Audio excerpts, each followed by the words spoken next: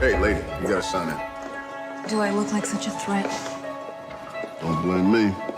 You got procedures.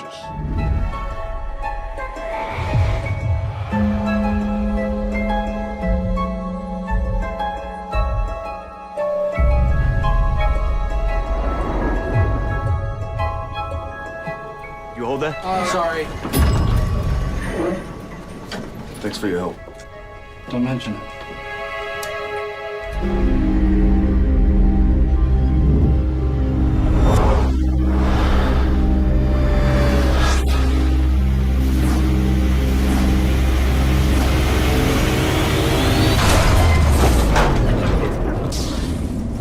This is not good.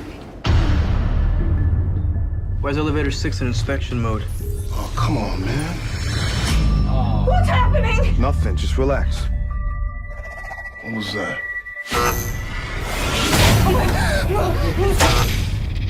You all right? You're bleeding. Oh my god. It feels like something bit me. Does anybody have anything sharp on them? They might have cut her. No. You mind if we search your pockets? Yes, I do mind. You mind if we search yours? What was that? Something's jamming it. It's stuck. Don't come near me, any of you. Back away from each other now!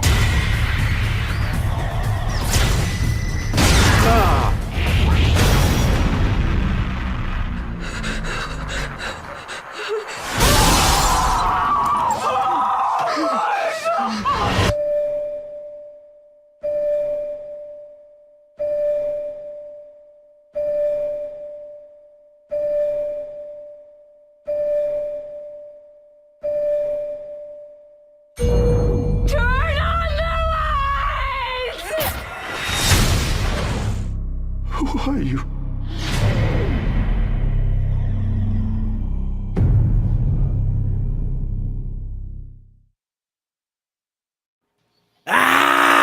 With the devil!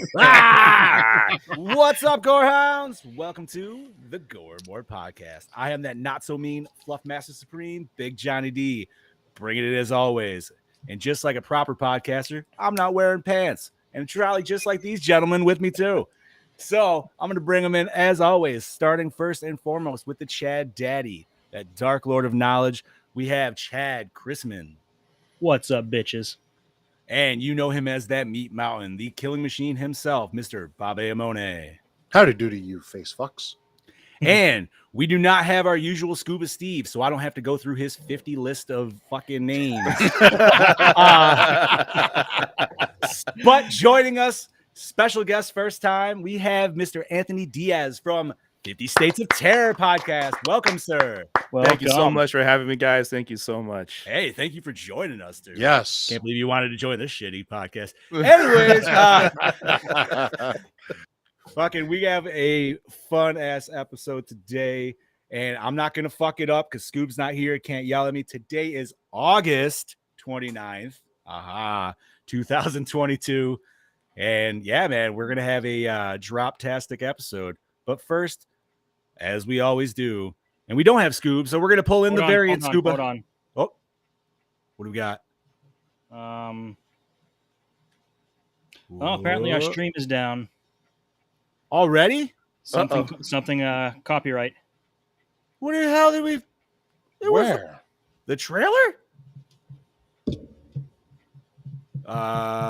Wait, on what? Kaylee, I don't know. Kaylee sees us, so What's it down on? What? She's coming I know, from Facebook. Oddboss says copyright strike. Yo stream is crippled now. What? Really? Hold on, let me see. Let me I'm still watching refresh. us. Yeah, I- we're still here. I'm All still right. watching it too. This is So- live on mine. We're Yeah. gonna still go because obviously we're still recording. So I guess it's Yeah, you're still we're there. I don't know what. All right, so you know what? We're gonna keep going until it fucking can't go anymore or whatever. So, like we always do. Damn you, Zuckerberg. Yeah, right, dude. Like we always do, we don't have Scuba this week, but we do have Variant Scuba. So, Variant Scuba, if you could please. Ladies and gentlemen, it is now time for your Cheesy that is, some, goodness. that is some sexy pizza, by the way. It is, man. That makes me want an extra cheesy pizza. It's got that like goofy movie pull almost. You know what I mean? So yes. All right. So Anthony, you've never been here. What the hell have you been up to, man? Give us a 4-1 on what have you been up to the last week or so? Yeah, usually it's my my smarter, better half that's on the show. She's allowing me to be the guest today with you guys. Yo, man, I gotta say the intellectual level that she brings to the show is almost unfair to the rest of us because it's just like, holy shit, dude. Like, well, Yeah. I mean, I was watching the movie and I had my notebook open and I was taking studious collegiate notes while the movie was going. So I hope to match the intellectual level that my wife brings to the show. hell yeah, man. Bring it. I'm But excited. we just got done posting our mini-sode for our episode for Mississippi. Okay, sweet. Yeah, our show is still continuing going. I am revamping some of my old writings to post on my my writer page. My book is still in the process of trying to get published, so that's that. And work has been work. Work always sucks, dude. It's just work. Yeah, work always is. Like I kind of just wish that like I would find some sort of $1 million prize so I could just quit my job and do this full time. I mean, there's always OnlyFans. Oh, saying. yes. Yeah, that's true. I mean, I figure people can pay me money to put clothes on. Ooh, And- you know, I never thought of that. You might be onto something, bro. You might be on. So, by the way, we're also still on YouTube, as far as I can see. So, I Yeah. don't know. We're gonna keep going. Well, nice, man. So you said you're on the Mississippi episode? Yeah, episode? we are I'm on sorry. Mississippi on Minisode. Yeah. Okay, sweet, awesome. And obviously, you can catch 50 State of Terror pretty much anywhere you can catch any podcast, I believe, right? Yes, absolutely. We are on all your listening pleasure podcast streaming platforms. Just search for us, 50 States of Terror. Hell yeah, awesome. All right, thank you, sir. Bobby, how have you been, buddy? I have been good. I had last week was work. That was pretty much it. This weekend was also a nice chill weekend. Saturday I didn't really do much. Saturday night I had a football fantasy draft that I went to at my friend's house, and my girlfriend came with me, so we had that going on. And then yesterday we were in New Hope, Pennsylvania, so we just went around, hung out, had lunch with a couple of friends of ours, came back, and that was it. I did not really do a whole lot this weekend. I actually watched this movie Thursday with my girlfriend because I stayed over there, so we actually watched it then, and she liked it. I told her my score already, but we will discuss that later, of course. Yes. Let's not jump So, ahead. but that's about it. So, but now soon I'm going to start getting some cosplays updated and then start getting things ready for the new year, even though we're 4 months out and Halloween is around the corner. So, but I'm going to start working on that stuff and everything, all the horror related things. But the spooky season is upon us. It's been upon us because if they can put fucking Christmas shit out now, the Halloween shit should be out now. And if anybody's got a problem with saying, well, Halloween should wait till September, go fuck yourselves. It can come out whenever. Fuck off. Yes. August Yes. 1st. So, fuck yeah. If you putting back to school shit out in fucking July, the day like 2 weeks after they fucking leave school, pricks. So that's about enough of me with my slice of life. It's very short and sweet and kind of boring this time. Mr. Am I doing it the right way? Chad Daddy. Chad Daddy. You. over Okay, here. so I wasn't on last week because I completely forgot that Monday was my take my son to school to meet his teacher for the new school year, which started last Wednesday. But then, as it turns out, my wife got a batch of the Rona, so she was down with COVID all last weekend. Batch of the Rona. Oh damn. I mean, it wasn't awful for her this time. Like the first time she had it, she got it really extremely super mild, and then I had it slightly worse. Well, this time she got it about as bad as I had it last time, and none of us are sick so far. The worst of it was her pain. Like she had a lot of body aches and headaches, so she pretty much just laid in bed all week. So she couldn't go to work, that's where she got it from anyway, because somebody came into work with it, didn't realize it, came in and told them, said, "Hey, I have the," and it ended up knocking 3 people down. So they were down 3 people all last week. So she finally got the okay to go back to work last night, and she's going back tonight too. So yeah, Nice. she's. Aside from that, I took a nice opportunity to get caught up and watch every season of Stranger Things. Now I'm all caught up on that. Damn, you watched all 4 seasons? All 3. I'd seen the first season already. Oh, so okay. I watched 2, 3, and 4.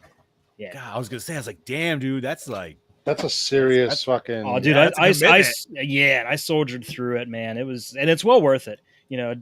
Big Johnny D. I know you said you haven't even watched season 2 yet. I recommend it. I got to that weird fucking.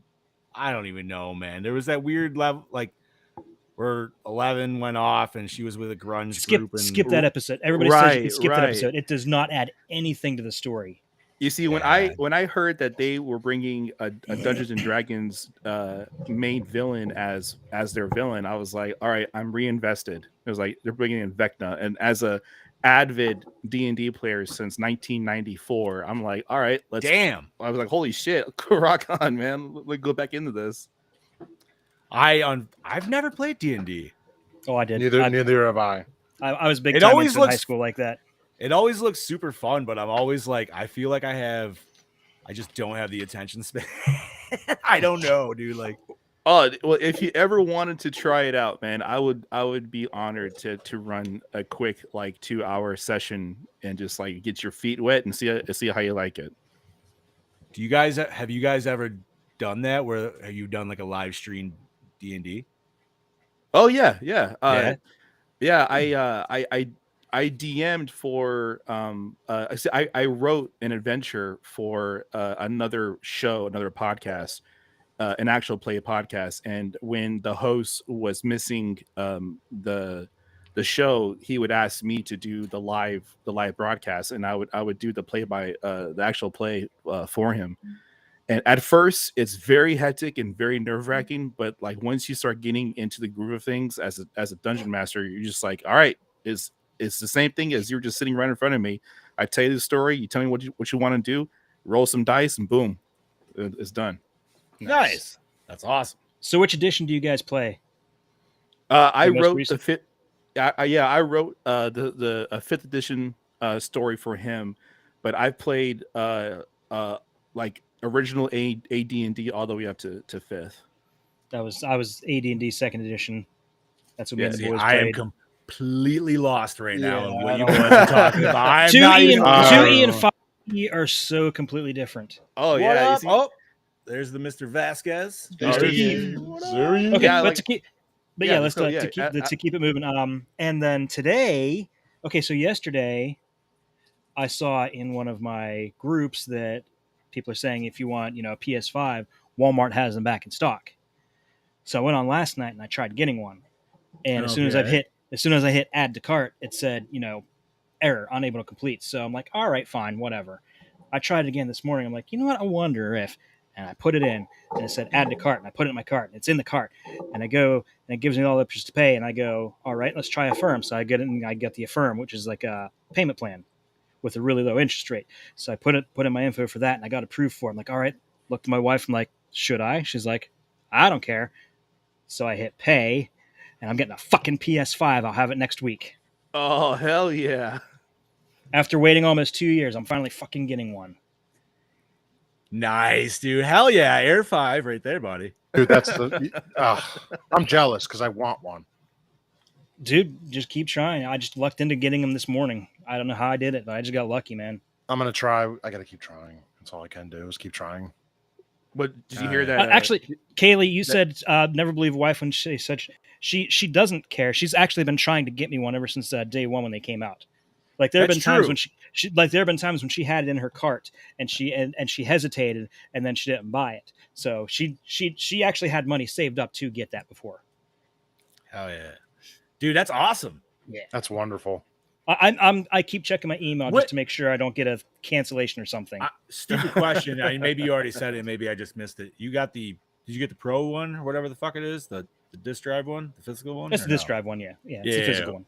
What is it? What the hell's the difference? Is there a name difference between the two? I think one just says digital version. I don't think it's. Is that all it is? I don't think it's like the Xbox where it's the Series S or whatever.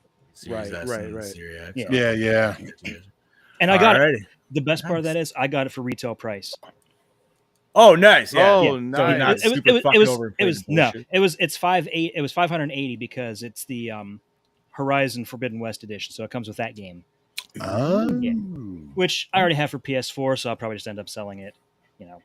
Yeah, but dude, if it's the actual full upscale value, if you never played the DLC and shit. The PS4 comes with a free PS5 upgrade. That was the last game to have the free upgrade. Well, there you go then.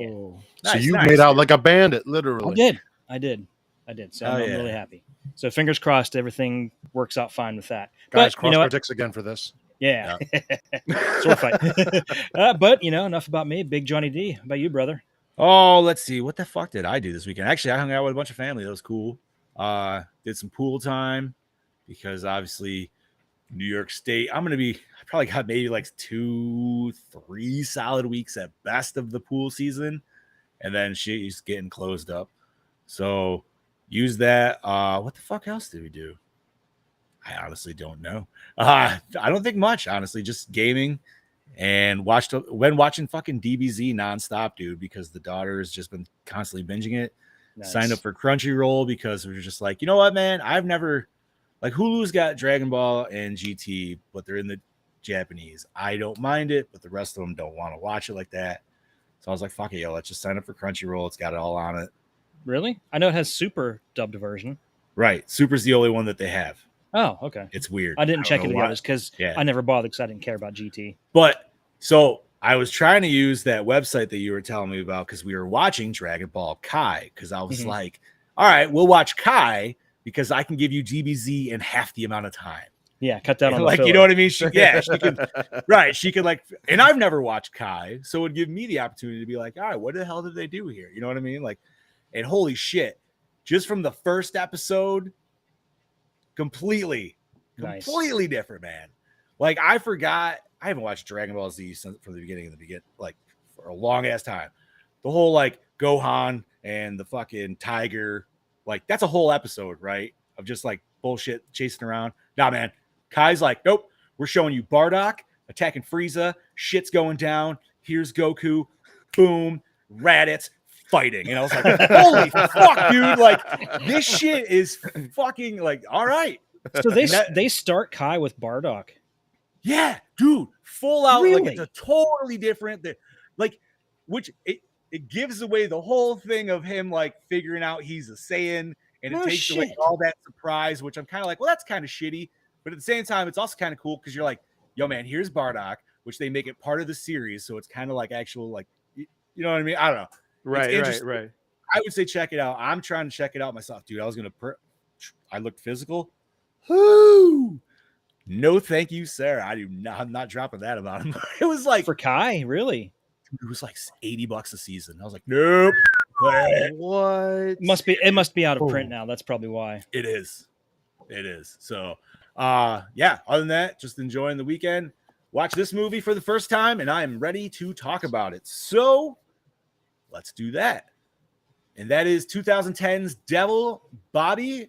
This is your pick, correct? Yes, it is. So may I run down that plot? Yes, you may. I'm still going to fuck it up. So just be prepared. You're fine. Spooky.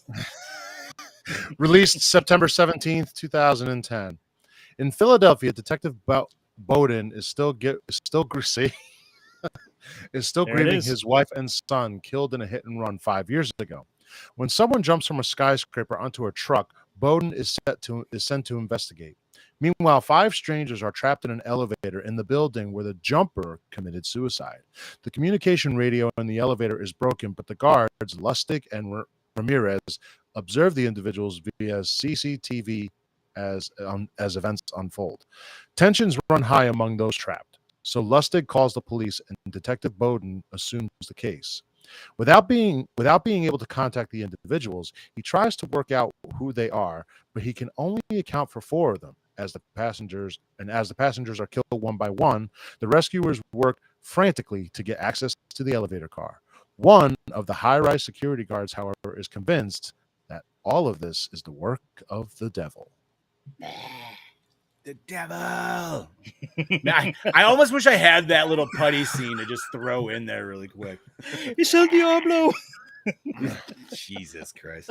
Sorry for the Seinfeld references, everyone. Never be sorry for a Seinfeld reference. Never be sorry for a Seinfeld reference. Well, in case there's like younger people out there, they're like, what the fuck? Those younger people, they don't know what good shows are. Ouch. All right, that's why we're here. Anyways, so let me get that out of here. All right. So, where are we at? Directed by Bobby. That was still you, bud. Yeah. My bad. Directed by John Eric You're a little crackly still. You have a new mic and somehow you're still coming in crackly. What the fuck? Did you use the same cord? No. New cord. How do I sound now if I'm far away? Crackly. Do you have another USB port you can plug it into? That I port do might be not. going bad. Not on this computer. Yeah, This the is a brand new- port this is might a be brand new going bad. computer, dude. Oh, Damn. Jesus All right. Christ. Keep going, bud. You're fine. Okay. John Eric Dwaldel, Quarantine as Above, So Below. Written by Brain Nelson. Who the fuck names their kid Brain? Hard Candy. I 30 might have Days typed of that Night. wrong. Sorry. I was gonna say there's That's a way. typo. There's Sorry. no Brian. way. I even Sorry, had it to was look early. at it. I was like, it was early you this just- morning. Sorry. I was like, I'm looking at him like, You know Sorry, I what? was typing this up at like 7 in the morning. Not he has to a brother even- named Pinky. I hope so. Dude, all right. So if there were parents out there that did that, oh my god. Oh, shit. anyway, written by Brain Nelson and M. Night Shyamalan, The Brain Sixth Nelson. Sense and Signs, produced by M. Night Shyamalan, Unbreakable, Lady in Shyamalan, the ding Water, dong. Sam Mercer, Congo, The Relic, starring, take it away. Anthony, this is all you, buddy. All right, it is my turn. Starring in this movie, Chris Messina from The Mindy Project, Birds of Prey as Detective Bowden, Logan Marshall Green from Prometheus, Spider-Man: Homecoming. Whoa, what is as- that? What is that? What is that? I don't know. That's not coming from my end. What's what? There's That some must be. What is that? crazy feed. That's it. That's Now I weird. don't hear it. That sounded like some machinery running. What was that? right. Like, dude, like It's like you're at a Terminator was about to construction- fucking like pour it in, man. Like, what I the? didn't hear a damn thing. Friggin' Cyberdyne systems running in the Do I still background. sound crackly or what? Yes? No? You sound better now. You sound better, yeah. So this gain is very sensitive on this now that I realize. Ah, right. okay. Okay. That Continue was on. crazy. Whatever that I don't sounds. know what that was. Good. All So we right. have Logan Marshall Green from Prometheus, Spider-Man: Homecoming as Tony Jankowski, the mechanic and former Marine. Jeffrey Arend from Super Troopers, Batman: Hush as Vince McCormick. He is the salesman. Bojana Novacek, Drag Me to Hell, Birds of Prey as Sarah Caraway, the young woman. Jenny O'Hara from Wishmaster, the King of Queens, as Jane Kowski, the old That's woman. where I knew her from. King of Queens. Okay. Yeah, same. Yeah, It she bothered me had too that. until I saw She that. had that face. I was like, I know who she is. I know who she is. We got Bokeem Woodbine from Spider-Man: Homecoming. Wow, a lot of Spider-Man people coming back. Right. Wait. I have a funny little anecdote about those guys that from Spider-Man: Homecoming in my Sure, notes. I can. All right. You want me to tell you now? I mean, it's in my notes. They Sure. play. Those two guys play both versions of the Shocker. Oh, They do. Oh, really? Oh, they do. Yep. Holy shit. Oh, wow. Yep. So the white guy's the one that he was making fun of. I'm the Shocker. Ooh, I'm the Shocker. And then he kills him. And then the other guy's the one that takes it. So they're both Both of them are both versions of the Shocker. Oh, that's No awesome. shit. He's awesome. also coming in from Halo as Ben Larson. He's the guard. Matt Craven, Jacob's Ladder, X-Men First Class as Lustig, building security. Jacob Vargas, The Hills Have Eyes 2, and Luke Cage as Ramirez, building security. A lot of Marvel people. There's a lot of all but like 2 people have had something to do with some form of superhero movie.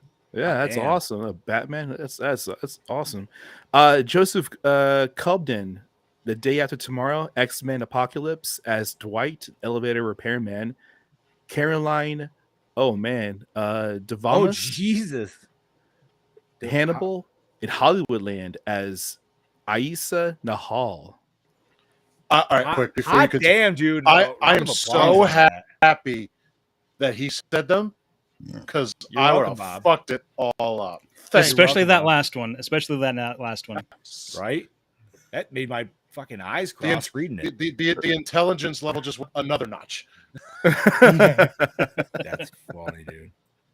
All righty. Chad Daddy. take All it right, away. moving on. Music by I'm stroking out. Fernando Velasquez, Hercules, and Crimson Peak. So I was looking ahead and saw Hercules, and I was trying to say Hercules and Fernando together. Cinematography by Tak Fujimoto, The Silence of the Lambs, Ferris Bueller's Day Off. Edited by Elliot Greenberg, Chronicle, and Fantastic Four, the shitty Fantastic Four. Effects and makeup by Custom Film Effects. They did The Day After Tomorrow and Rob Zombie's Halloween 2, and also Zoic Studios, who did Spider-Man 2, Avengers Age of Ultron. They have done a ton of Marvel shit themselves. Distributed by Universal Pictures, runtime of 80 little people, rated PG-13, budget 10 mil, grossed 62.6 mil, so it's pretty successful. Wow. I'll say this Holy movie actually did. shit. Yeah. Dude, I mean, what the fuck else Sounds like- was out for a horror movie, I guess, at the time being, you know? Dude, 10 mil for a budget. Okay, that's like the catering budget for Avengers Age of Ultron. Yeah. I'm thoroughly impressed. Holy fuck, dude. Brody, I'm not even saying that. You shut your damn horse mouth. Yeah, shut up over there. Kaylee says Bobby sounds thick. All right. Oh, that's right. Thick. What's the matter, kid? You don't like it? Thick. By the way, somewhat connected to what Brody said last night. I'm sitting there looking for something to watch, and I'm flipping through things on Tubi, and I must have fallen asleep looking through stuff, and I just kind of like jumped back awake, and I looked, and it was fucking on Prom Night 2. Yeah, that's awesome. Nope. That's awesome. It's like that's a no-no. All right, so we are generally discussing this. Bob, this was your pick for our last in our themed of like Psychological paranoia, psychological movies. The first time I saw this movie, I was like, you know, what exactly is the point of the elevator? But as the movie went on, I'm like, oh, okay. So this movie doesn't have a whole lot of scenery to it. Obviously, it all takes place in an elevator. But for a movie that takes place pretty much in one solid area, it does keep you pretty tense because you don't know there's people, you don't know who's who, like, and every single one of them. And that's why I chose this. It's not as like Flatliners where it's got a little more ins and outs. It's everybody had pretty much has done something bad. That's why they're there. I like the idea of the devil pretty much is like, I want to put you all here. And now we're going to figure out who are you are all going to go. I love this movie. It kept me tense. It's actually a favorite of mine to watch, like pretty much every once in a while. So I thoroughly enjoyed it. Although I was very surprised when I was like, this is PG-13. But then I was like, oh, well, yeah, there really isn't much. There's no nudity. There's blood, but it's not overbearing. And yeah, even with not overbearing blood, it keeps you intrigued. Right. No, This is one of those examples where it can show that PG-13 horror can still be really enjoyable. It doesn't have to be really watered down because, a slasher, right? You don't want a PG-13 slasher, but a nice suspenseful thriller like this, PG-13 works perfectly fine.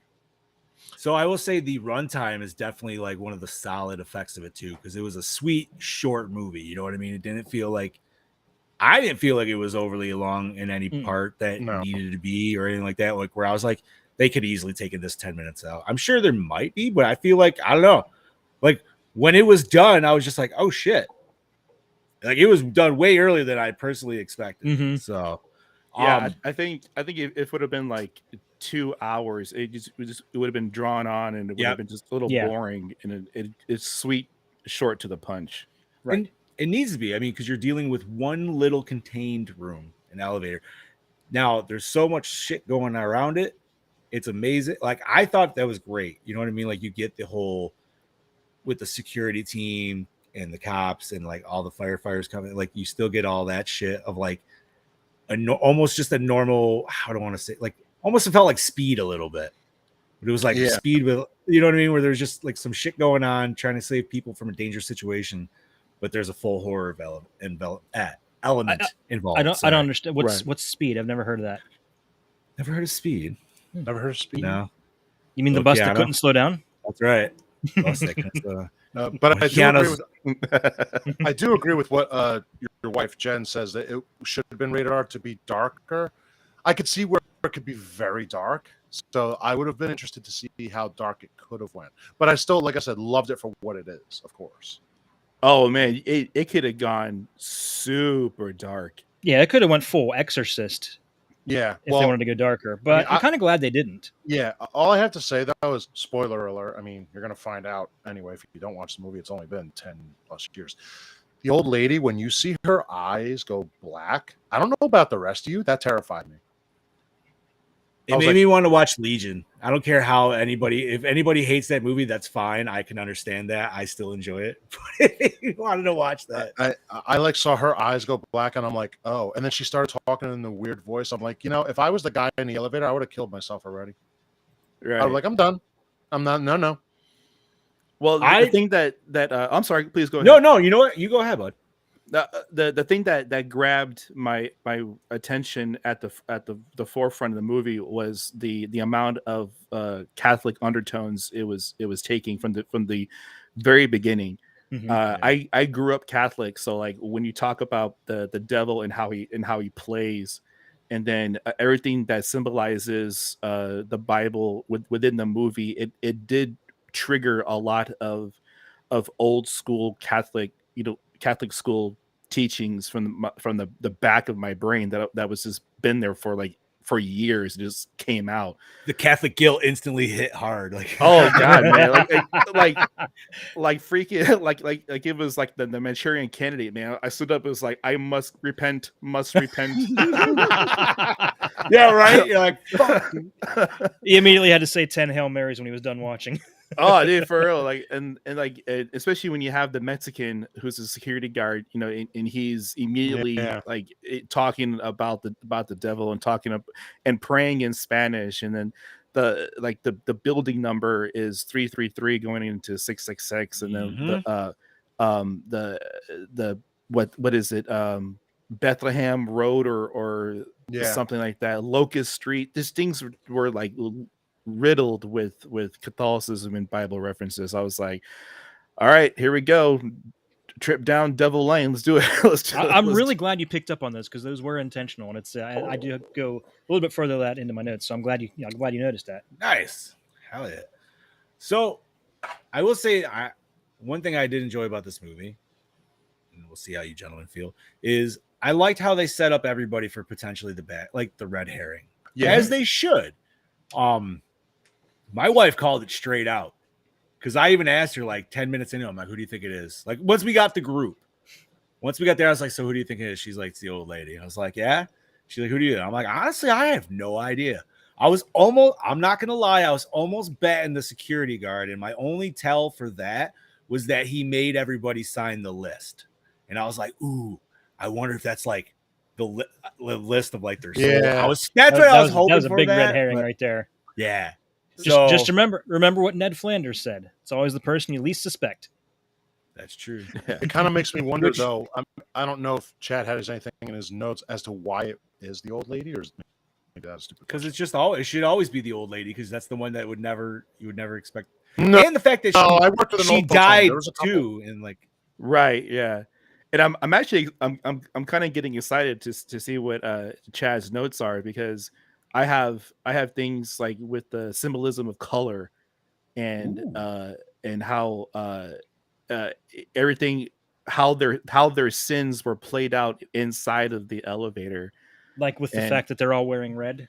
yes, absolutely, you know. But that's also a Shyamalan thing, you know, because he did that in The Sixth Sense as well. Anytime Yeah. the ghost is around, you saw the color red. Yeah. Oh, okay. Makes sense. So I will say, like, the cinematography of this movie, I mean, we're dealing with a cylindrical box. Obviously, like, other people are outside of it, you know what I mean? We can do. Wait, is it cylindrical or is it a box? Ooh, sorry. That was I was waiting for it to be like, wait a minute. what? It's not a cylinder by any means. Let me it's a read. box. It would be a cube. Back It'd be a that cube. from the cube. It's a cube. It's a GameCube. It's a Devil's GameCube. Anyways, but like I enjoyed like the intro of the movie, even though it was CGI and like obviously some of it was like poop CGI. But I will say, like, just how the movie started with the whole inverted cityscape. I don't know about you guys, man, but that put me straight at unease because I just did not.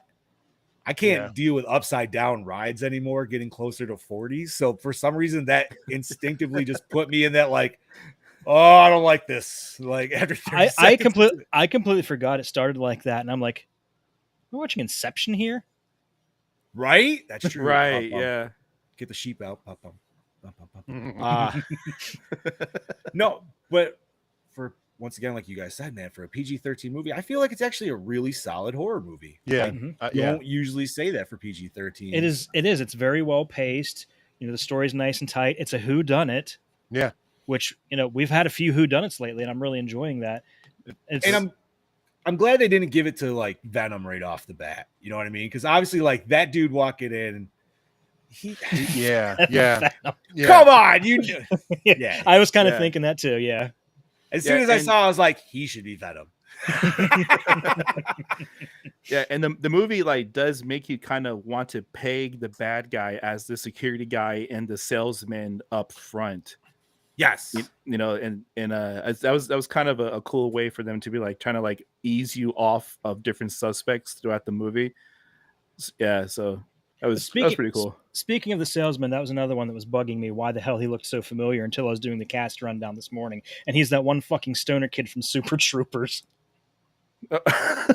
Oh, the snozberries taste like snozberries. He's the kid. Oh my god, that's why I know it. All right. Oh my god, that is fantastic. Thank you for that, Chad. After I saw that, now that's all I'm going to be able to think of him as. I honestly, the first time I saw this movie, I thought it was the younger girl who was going to be the devil. Well, okay, so they left a good red herring with that too, because she was like, "What do you expect me to?" She said something along the lines of like, "You expect me to do something, or expect me to be able to do something." Right. So that's, I mean, oh, you know what? I will say my one beef with this, and maybe it's just this dumb beef, but that's fine. The elevator shaft service worker. What the fuck was he going down on? Was he just like on some makeshift swing? No, like he wasn't attached to a harness or anything. Like what he was strapped into a harness. He was strapped into a harness. He fell. No, dude, he was literally sitting on like a fucking plate that was wide to the cable that he was going down. He wasn't actually. Anybody else would actually be harnessed and attached to that cable as well. So if you fell out of that swing, I must have missed. Well, I could have sworn he was wearing a harness. I'm just saying, OSHA safety violations hardcore to the max, dude. And dude, how about the other security guard when he's in the basement? Oh, and he goes to pick yeah, up the wire, and he picks it up with that, and then he just. I'm like, dude, there is literally an entire pallet right there. Just lay that down. You'll be fine. That's your ground. Or don't fuck with that and be like, yo, I'm going to go get the electrical guy. Yeah, and then what's he go to hang it on? A fucking metal hook. Bro. Yeah, that bugged the shit out of me when I was like, oh, okay, this is a random useless guy who needs to die just for the yeah. that was just we just need one more death to throw in there. They're like, all right, make this guy do something really stupid, even though he normally would have never did that. Like, if I was him, I would have been like this. I would have been like, nothing's wrong I'm down there. We're all good. And he really shouldn't have been touching it anyway, because he'd been like, nope, I'm security. That's a maintenance thing. And like one thing that got me like kind of like okay, I get it. I get why these people are in the elevator and why the devil is fucking with these individuals. But like the building itself is full of like corporate bigwigs and lawyers who are evil in their own right. So like, why didn't they get fucked with? And I kind of wanted like the whole building to have this more like devil presence with them too. It was not only these four people in the elevator, you know, because when he was talking to the lawyer, he was like he was scheming his way into the lawyer with the detective. It was like, hey, I do forensic lawyering, you know, just in case you need help with something, I can pull shit your way. I was like, all right, that guy needs to die too. Like, shit. Like shit. I kind of feel like aside from like maybe the actual security guards, there didn't seem like anybody with any redeeming qualities inside that building at all, and that includes the detective even. Right, like the main detective. Well, yeah, but the detective. Well, the detective was. I mean, the detective did eventually, you know, forgive him, but he was very wrathful. He was not, you know. He said, "I tried to drink myself to death." Well, it would be a sin. Yeah, but I feel like but at the same time, he also took care of that sin because he quit drinking. Well, not only that, but he was also even admitting it to these people, just you know what I mean, to like try to reassure them and like get them to what am I looking for? Associate with him better. It says right. Well, the going back what Chad said about being a sin, it was going towards suicide, and suicide is an unforgivable sin. Correct. And dude, you're right, man. By the end of this, man, like there's like so much like just exposing your sins and like forgiveness. You're like, man, I need to go to church. yeah. Oh shit. I'm sorry, I had that extra piece fucking of been to church forever, dude. At dinner last night. Oh my goodness gracious. So, is there anything else we want to discuss before we hear from the saucy Aussie? No, I think I'm I think we all touched. Yeah. All right. And obviously, you know, if he brings up some more talking points, we'll continue on after that. So let's hear from the DKB. Well, howdy doody there, folks. It is your DKB here back for another episode of Gore, and this week I'm here to talk to you about Devil. Now, this was my first viewing of Devil.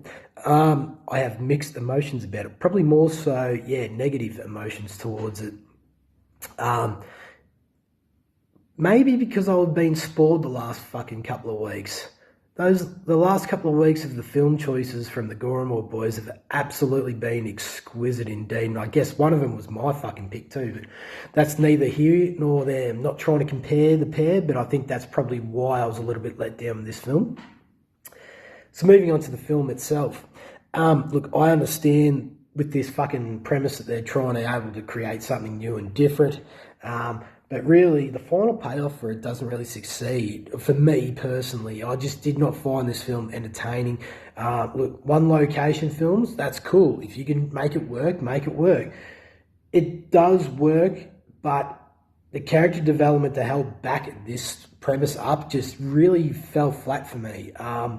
I didn't really give a fuck about any of these characters throughout the whole entire film. So when they get iced the fuck out, I'm like, thank fuck for that. Give me some clever, creative kills, which is another thing we didn't really fucking get. And I kind of felt with the cinematography in this film, they fell really flat with. They used all their ideas in the very first fever dream, fucking nightmarish sequence. And they bring in that fucking, like I said, the strobe light bullshit. Fucking, they overused it by the end of the film. It's just nuts. They didn't really get creative. They didn't think outside the box. It's like, all right, we've got this film coming up. How can we elaborate and make each fucking fever dream a little bit different than the fucking last? Yeah, they sort of use the same premise on each one and try and use a little spin on it, and it fell flat for me, personally. Logan Marshall Green, the lead in this, Tom Hardy. Fuck me, I'm about to have a fucking seizure. Fucking Tom Hardy knockoff is an absolutely fantastic fucking actor. He is like actually one of my favourite fucking actors, but we don't get to see him really shine in this film. He just stands in a fucking elevator and like looks like he's got fucking ammonia or something. He's on the ground shaking and shit. Like, he's having a fucking seizure inside that fucking elevator. So, yeah, I mean, if you want to see that motherfucker shine, fuck this movie. Watch The Invitation and watch Lee Winnell's Upgrade, where he plays a modern-day RoboCop, and you will see how fucking great that actor is. It's just a shame that he's been put in this film and it just never really got to showcase his incredible performance and what he's actually able to achieve. Fuck. Yeah, I mean, it just feels like they've grabbed a ridiculous idea and premise and gone, a devil in an elevator, let's see if we can make this fucking work. And it just felt like it was rushed, and it's like a guessing game that just I didn't really give a fuck about, to be honest. And look, I really try to think of something positive to say about this film. This is just me personally. I didn't like this film, and like I said earlier, it could have been just the fucking fact that I've been spoilt with fucking 3 fantastic films before this one. Anywho, this is DKB giving it a Gore score of I'm going to give it a 2.2. As much as I respect the premise, it just fell flat for me. And this is your DKB signing out, and I will catch you motherfuckers next week. So cheers, gentlemen. Hey, thank you, Saucy Aussie. I respect it. Thank you. Respect what he says, but respect. You know what? He says he says 2.2 like it's a low score, but honestly, we're only going out of 5. If you really think about it, 2.5 is dead fucking nuts. That's true. It's still not. You know what I mean? Like you're not that bad. By the way, Mr. Brody Kane, we were talking in the chat. We are really admiring your beard. Yeah, that is sexy. That is very well groomed. Yes. Your beard game is on point there, buddy. Yeah, his beard game is on point. And actually, I tried to iron mine out and straighten mine just for the show, so I could be camera ready. Saucy. It's looking great. Like it. Great. So, Brody obviously didn't care for this movie all around, which is that's fine. That's fine. You know what it was like? And I think, dude, it's happened so many times with a lot of movies, and that's just everybody's style. But he didn't like it because of how fast-paced it was, where I appreciate that. I never went in to try to like these people. These people, to me, were never supposed to be likable. That's why we were supposed to get them all killed off by the devil. The only people I feel like they were supposed to be likable were, honest to God, were the security guard and the cop or the detective. You know what I mean? Like, I feel like you, Chad, you said you had a little disdain for him at first, which is fine. But, like, I don't know. Like, I felt just more sorry for him because, like, dude, I couldn't imagine. You know what I mean? Like, losing your families and then literally just having a note say, "I'm so sorry." Like, yeah, fuck. You know what I mean, dude? Like, that would break you. See, I also, and he's a detective for all thing, and he can't find the guy for 5 years. Like, right. It's terrible. So, see, I felt for the mechanic. I actually was like, I liked him because it just, I don't know, it just makes me, like, it felt sorry for him because it's like, how do you hold that in? How the fuck do you hold that in? I think you got a little bit of lag there, Bob. Like, you're full green, but they're like, I was listening and I was like, he's talking, but his lips aren't moving. Right? It was just like, got some Japanese dub going. All right. And Brody, all good, baby. It's okay. I'll make sure I take care. Yeah, it's fine. We're not all going to agree. It's everybody's opinions, my love. Hey, man, I was the oddball out last week where I actually enjoyed this movie. So it's like, hey, man, you know what I mean? Different strokes for different folks. So is there anything else we want to discuss before we decide to spread the curtain with Chad Daddy? No, I'm good. You guys good? I think I got everything. Anthony? Yeah, I'm good. Bobby? All right, Chad Daddy. All right, so I'm not sure if you guys noticed this. I did notice this last night and watched it. The end credits do not call any of the people trapped in the elevator by their names, just their occupations or what they are, e.g. older woman. I did not. I noticed that. Huh. I did not watch the credits, though. I'm not going to lie. So that was they just rolled, and then I walked out of the room. But, I was just walking out there and noticed it, and I told my wife that. The inspiration for the film comes from the folktale The Devil's Meeting, in which the devil roams the earth in human form, torturing the living. The film also mentions the folktale itself. Nice, dude. Okay. In its first weekend of release in the United States, the film was able to gain back its entire production budget. Nice. So after that first week alone, that was pure profit. I mean, there's a lot of movies we review on here, man, where they either barely make back what they they either barely make back what they spent, but this thing just was like, holy shit, man. We went through the roof. Yeah. I feel like there's a lot less ones that we've reviewed that have done that substantial of a gain, besides like obviously like the AAAs, like, you know, Aliens and shit like that. Yeah, the Givens, yeah, right.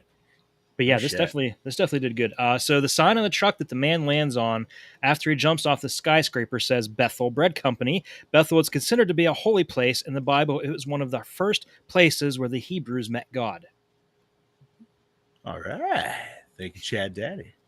I don't know much about the Bible. I'm not a particularly religious person, so I'm just kind of going by what they have here. So if anything I say is wrong, please forgive me. I am not religious by any means, but I'm not like, Brody, I haven't seen Fallen in a long time. Man, Fallen is an awesome movie. Well, I've never seen Fallen. Neither. I mean, Denzel's always amazing, but yeah, it's a fantastic movie. Maybe we should throw that on the list sometime. I would be more than happy to. This is Gore after the next theme, though. Well, no, that's horror.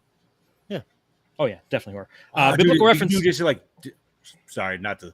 If we just did like maybe almost even like a devil theme or something like that. Could do that. Yo, that would be a nice one. Yeah. Let me see. I don't remember what we have scheduled for November, but that's a possibility. I know October is like all ghost movies. Bobby, you could do fucking Arnold's End of Days, man.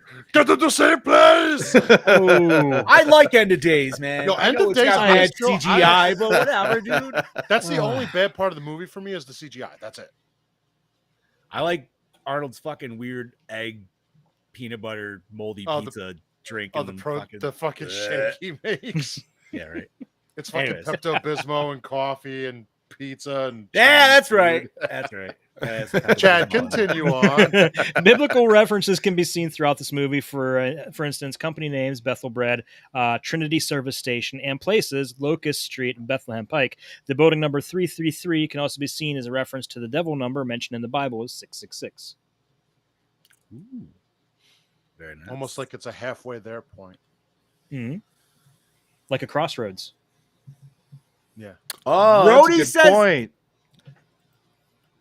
Chad, so based off of your reaction of when I said that, Brody says he'd give it a 4. I haven't seen it since it first came out, so it might be time to revisit it. You all right there? Hey, Bobby's got no pants either. All right. I have shorts on. You're not wearing pants. Dude, I never wear pants. At home, I never wear pants. It's always shorts. Dead of winter, it'll be shorts. Yeah, but those are boxers. Those are the briefs. Yeah. I've seen Bobby in his briefs. The film was not screened in advance for critics. Really? Yes. Oh. Interesting. Oh, good. I'm guessing that maybe they didn't want the twist to leak out. I don't know. That's usually they do with movies that they know are going to be bad. But, this obviously wasn't a bad movie unless you ask Brody. But that's fine. But it was pretty decently well received. I enjoyed it. He still gave it in the 2s. Yeah, he didn't go 1. He didn't completely shit on it like Amityville or this wasn't Stan Helsing here. Yeah, this one. Yeah, Stan Helsing was great. Okay, no, it was not.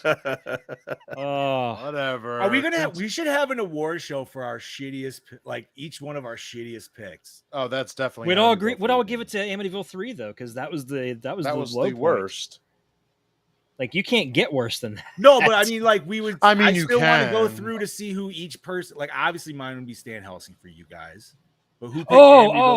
I got what you're saying. Yeah. What's the worst one that each of us picked? I mean, that wouldn't even be that long of a thing. But anyway, Mine would probably be the Rift. Yeah. You guys remember that? Yeah, the Rift. Yeah. The one with the big fucking chocolate starfish. You know what sucked about the Rift, dude, is it had awesome actors in it, dude. Like it had Ray Wise in it and shit, dude. And I was like, fuck yeah, I'm sold. Fucking R. Lee Ermey was in it, and he doesn't do anything bad. And I'm not gonna lie, like dog shit. Those guys still carried me through the movie, but the weird fish people definitely like took me out a little. Anyways, let's go back to this shit. Fuck it. Let's go back to this movie. Okay, the annoying elevator music that plays on a repeated loop is called "Don't Sit Under the Apple Tree," and I almost said "Don't shit under the apple tree." Either way. Never shit under the apple. Well, I mean, it's fertilizers. Go ahead. Yeah. Just don't eat the apples. Yeah, I get it. Reference to the apple of Eden. I get it.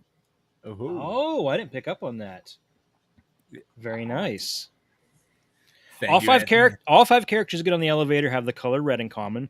The mechanic's satchel, the old woman's hair, the young woman's nails, the insignia on the guard's uniform, and the salesman's tie are all red. I would have honestly awesome. never I did not that. notice that at all. Me neither. Until No, knowing it was an M. Night Shyamalan Ding Dong movie, I always thank you for that. What a twist! I always go for like those hidden, like, okay, all right, where's the color stuff? Where are the hidden stuff? Where let me pick it out first. I never knew that about it. I mean, I've never really watched a lot of his movies, I guess, but Well, wait, is Split's one of his, right?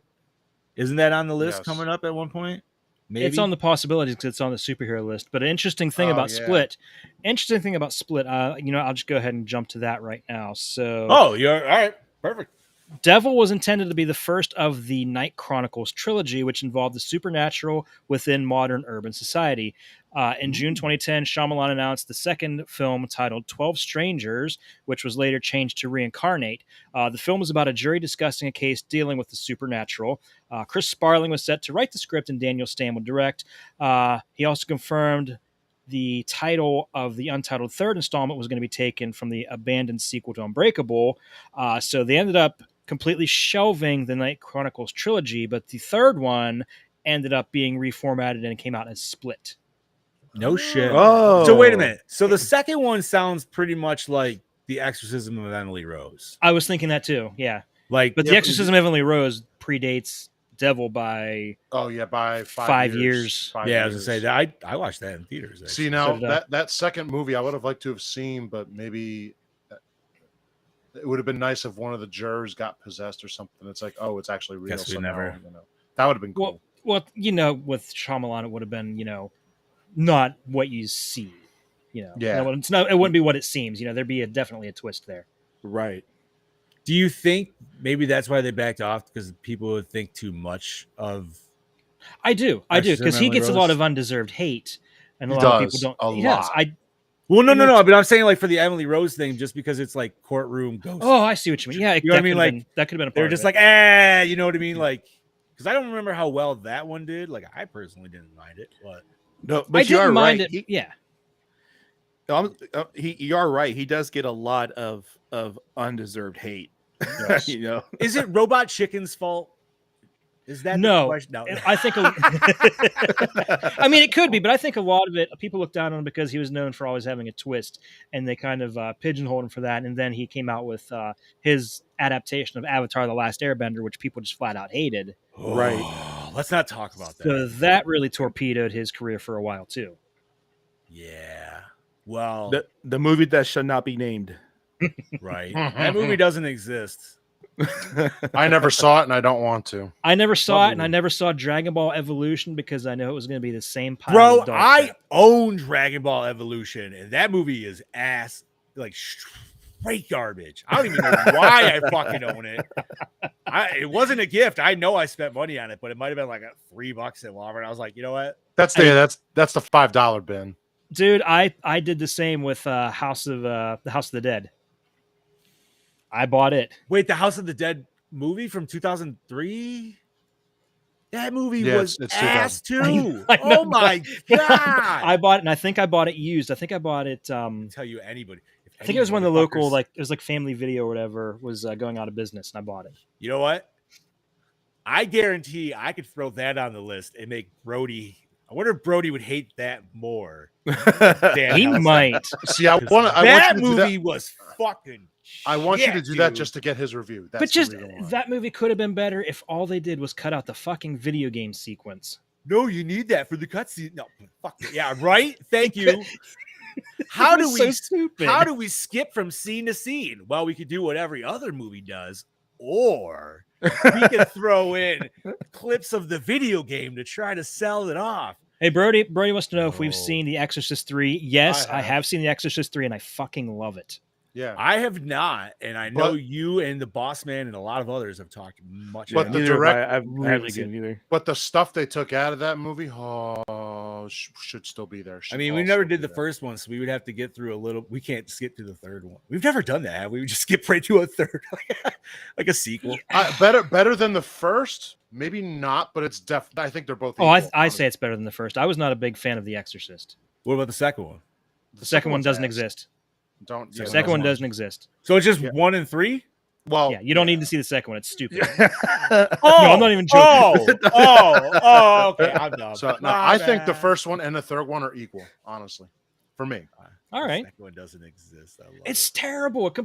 Okay, so in the first one, it says the little girl's possessed by the devil, not a demon, the devil. And then Right. the second one, they're saying, oh no, it's a demon called Pazuzu that was lying and saying it was the devil. And then there's this whole bizarre fucking Yeah.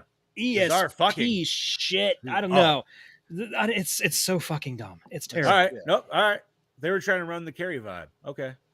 Mm. Gotcha. All right. So what else we got in the notes of Okay. Devil? Sorry. So like I mentioned, Logan Marshall Green plays Shocker 1 in Spider-Man Homecoming, and then Bokeem Woodbine plays Shocker 2. Which, after I read that, I had to come up and show the wife on my phone. I'm like, watch this scene. She's like, okay. I'm like, both these guys are in the elevator in Devil. She's like, no shit. That's awesome. Okay, this is Tak Fujimoto's last completed sub-project as a cinematographer before his retirement. God's Behaving Badly would have been 2013, while it's still technically his final film, was only screened once and has never been released. God's Behaving Badly. All right. The address of the building where the action takes place is said to be 333 Locust Street in Philadelphia, yet in the actual city, there's no high-rise at that location. No, there excuse me, isn't. got hiccups. The devil made the high rise. Everybody. So It was the long con. Maybe it was. It was maybe the it was long never con. really there. Maybe it's all just like an extension of hell. It's Hell's Lobby. Oh, Hell's Lobby. Oh man, dude. That's a hell of a lobby. I gotta say. No, Hell's Well, Lobby's got to be the DMV. I'm not gonna lie. Like I would not if I was the one security guard, not Ramirez. What was it? What was his name? Ramirez. It was Ramirez, right? When he saw the face and showed it to the other guy, if it was me, I would have been like, "Oh no, dude, there's some fucking shit." Like I wouldn't have believed it, dude. Like Yeah. there's no way. There's no way I would have passed that up. Like, oh no, that's some digital distortion. It's like, nah, man, that is you a guys clear as fuck. Did you guys see? I did not see a face. I saw a did face. I saw a face. I didn't see a face. Oh, with the face. I baby. fucking did. Full It's out. Oh, Yeah. you mean when they paused the screen on? Yeah. on Yeah. Yeah, you Oh, see yeah, the fucking yeah, there's- jawline, dude, in the eyes. Dude, you see Yeah. like it's like screaming like it's mad. You see the furrowed eyebrows and everything. You didn't see Right. that? Yeah. It's a Bro, it's distorted, terrifying. face. It just looked like yelling or distortion to screaming me, at but you. now I'm Yeah. gonna have to go back and see. Oh man. It was bro. Huh. Wait. Well, you know what? No, we're gonna talk about what we watched down later. Anyways, what else we got, Chad? Daddy? The name of the real person, Wayne Kazan, can be seen in the closing credits of the Poughkeepsie tapes 2007 as the legal services provider. The fictional Wayne Kazan, played by Jonathan Potts, is a forensic accountant in this movie, and both films were directed by John Eric Dowdle. Oh, Doodle. Doodle. Doodle. All right. oogie spooky. Oogie No. spooky. Chris Messina and Jenny O'Hara would later work together on the Mindy Project. Chris Messina and Bojano Novakovic would go on to star in Birds of Prey 9 years later. And Chris Messina and Matt Craven would later work together on HBO's Sharp Objects. Birds of Prey is the Harley The Quinn DC movie, one. right? The Yep. secondary one. Yes. What is it? What's the elongated? The title? It's like the emancipation of Harley Quinn, right? But I feel like there's something else in there It's too. it's the fantabulous emancipation of one Harley Quinn, if I remember correctly. There you go, like Chad that, Daddy, yeah. bring it. Yeah, it's It's ridiculous, because dude. that title alone is why I refuse to watch the movie. I haven't among watched other it, reasons. but I haven't watched it, but I just, dude, I don't know. Like, I'm like, there's so much It just shit looks I like haven't dog watched. shit. They just changed the characters based on too much. I just can't watch it. Yeah, it was no good. I do love the Harley Quinn animated series, though. That shit is fucking fantastic. I haven't seen it. No, I'll watch that every once in a while. Anyway, It's getting great reviews. Yeah, I haven't checked out the newest season, but man, like the first 2 seasons were fucking fantastic. Not child appropriate by any fucking. I was gonna mention that. So my 8-year-old walked in. Dad, you're watching Harley Quinn? Get out! Nope. Get out! This is the only scene Daddy can watch. Dude, I know. It's King Shark, right? Oh my god, I can't believe I'm fucking this up. King Shark, right? Yeah, King Shark. I know he's like a huge mainstay favorite, but in that show alone, dude, he is my absolute favorite. He's fantastic. They didn't dumb him down like they did for the Suicide Squad, did they? Oh god. No, and so I love the voice actor, and this is sorry for going parental for a moment, but because all right, so my kid loved at one point Trolls, like the show and all the movies and all that shit. So there was a troll called Cooper, and he was one of my favorite ones, and he just had this awesome fucking voice. Well, it's literally that same voice as King Shark, so it's just to me, it's fucking hilarious. Brody. I'd rather shit in my. All right, I'm just gonna put that up here. Brody says, "I'd rather shit in my hands and clap than watch Birds of Prey again."